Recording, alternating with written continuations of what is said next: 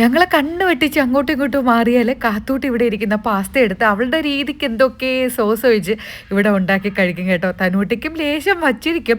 അപ്പോൾ ഇന്ന് ഞാൻ പറഞ്ഞു വേണ്ട, ഇന്ന് ഞാൻ തന്നെ ഉണ്ടാക്കാമെന്ന്. അപ്പോൾ പിണങ്ങി അങ്ങനെ ഇരിപ്പാണ്. അപ്പോൾ ഞാൻ വിചാരിച്ചു ഇന്ന് വെജ് പാസ്ത ഉണ്ടാക്കാമെന്നേ. അപ്പോൾ ചേട്ടാ അതിനുള്ള പച്ചക്കറികളൊക്കെ വാങ്ങിയിട്ട് വന്നു.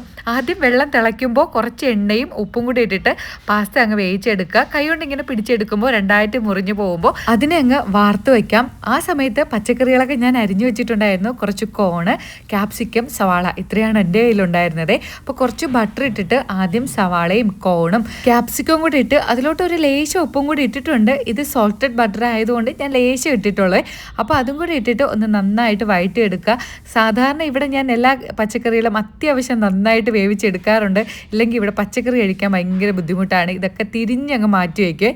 അപ്പോൾ അതൊക്കെ മാറ്റി വെച്ചിട്ട് ഞാൻ ആ ഒരു ചട്ടിക്കകത്ത് തന്നെ കുറച്ച് ബട്ടറും കൂടി ഇട്ടിട്ട് കുറച്ച് വെളുത്തുള്ളി അങ്ങ് മൂപ്പിച്ചെടുത്തു. അതിലോട്ട് തന്നെ ഒരു സ്പൂണോളം കോൺഫ്ലോറും കൂടി ഇട്ടിട്ട് നന്നായിട്ടങ്ങ് മിക്സ് ചെയ്തു. പിന്നെ അതിലോട്ട് ഒരു 2 ഗ്ലാസോളം വരുമായിരിക്കും. ഞാൻ അങ്ങനെ കറക്റ്റ് അളവൊന്നും നോക്കിയില്ല, എൻ്റെ ഒരു ഉദ്ദേശത്തിന് ഒഴിച്ചതാണ്.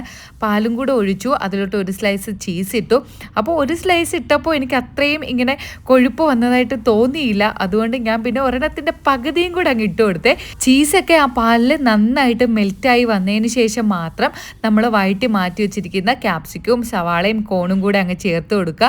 അതും കൂടെ ചേർത്ത് ഒന്ന് നന്നായിട്ട് വഴറ്റിയതിന് ശേഷം പിന്നെ വേവിച്ച് മാറ്റി വെച്ചിരുന്ന പാസ്തയും കൂടെ അതിലോട്ട് മിക്സ് ചെയ്ത് കൊടുക്കുക. എനിക്ക് തോന്നുന്നു പാല് ഞാൻ കുറേ അങ്ങ് തിളപ്പിച്ചതുപോലെ, അപ്പോൾ കുറച്ച് അങ്ങ് കുറഞ്ഞു പോയതുപോലെ. അപ്പോൾ പാസ്തയും കൂടെ ഇട്ട് ഒന്ന് നന്നായിട്ട് മിക്സ് ചെയ്തതിന് ശേഷം അതിലോട്ട് ഒരു ലേശം ഒറിഗാനോ പൗഡർ ഇട്ട് കൊടുത്തു. പിന്നെ കുറച്ച് ചില്ലി ഫ്ലേക്സ്. അപ്പോൾ അതെല്ലാം ഇട്ട് കൊടുത്ത് നന്നായിട്ട് ആ ഒറിഗാനോ ഇടുമ്പോൾ തന്നെ നല്ലൊരു ഫ്ലേവർ വരും കേട്ടോ, നല്ല മണമാണ്. അപ്പോൾ അതും കൂടി ഇട്ട് ഞാനൊരു 2 പാക്കറ്റ് ചില്ലി ഫ്ലേക്സ് ഇട്ട് കൊടുത്ത് അതും കൂടി ഇട്ട് നന്നായിട്ട് അങ്ങ് മിക്സ് ചെയ്യുക. എനിക്ക് തോന്നുന്നു പാല് കുറഞ്ഞു പോയില്ലായിരുന്നെങ്കിൽ കുറച്ചുകൂടെ നല്ല ആ ഒരു ഗ്രേവി കിട്ടിയതിനെ കഴിക്കാൻ. നോൺ വെജാണ് ഉണ്ടാക്കുന്നതിനുണ്ടെങ്കിൽ നിങ്ങൾക്ക് ചിക്കൻ കുരുമുളകൊക്കെ ഇട്ടിട്ട് വേവിച്ചെടുത്തിട്ട് അത് ഇതിൽ കൂടെ അങ്ങ് മിക്സ് ചെയ്ത് കൊടുത്താൽ മതിയേ. സാധാരണ എനിക്ക് നാടൻ ഭക്ഷണങ്ങളോടാണ് കൂടുതൽ താല്പര്യം. ഇതൊന്നും എനിക്ക് വലിയ താല്പര്യമില്ല കേട്ടോ. എന്നാലും ഞാനൊന്ന് ടേസ്റ്റ് ചെയ്ത് നോക്കിയതാണ്.